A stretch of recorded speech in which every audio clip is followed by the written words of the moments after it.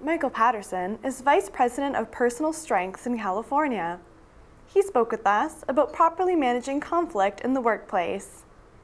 If conflict is left unresolved, how can it affect a workplace? Unresolved conflict can be extremely costly to the organization. We know that it costs in terms of time and the hours people spend unproductively struggling with conflict, talking about it, thinking about it, bringing others into that negative conversation. We know that conflict can lead to absenteeism from work. One study suggested that 25% of employees have said that they've missed work or they've called in sick because of conflict or the avoidance of conflict. So it contributes to absenteeism. It also contributes to turnover.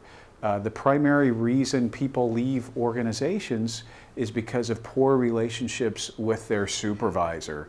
And many of these poor relationships are rooted in conflict. Of course, there's HR and legal costs, and we could go on and on. The costs of conflict are substantial, so that's why it's so important to prevent it if you can, and if you can't prevent it, to manage it effectively. How can HR and management try to prevent a conflict? There are a couple of key things that we can do as leaders in organizations to prevent conflict. The first thing would be to anticipate it. Expect that it will happen. And the way to do that is just recognize that people see things differently. It's like we're wearing glasses with different colored lenses.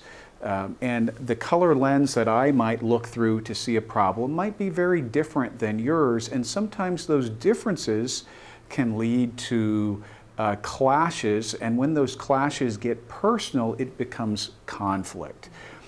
So if we can expect conflict, anticipate it, then we're in a better position to prevent it by proactively choosing behaviors that prevent conflict.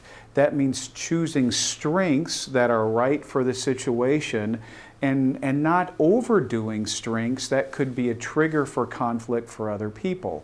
And the idea of overdoing strengths is that I've got the volume turned up so much on my strength that it gets in the way of the relationship.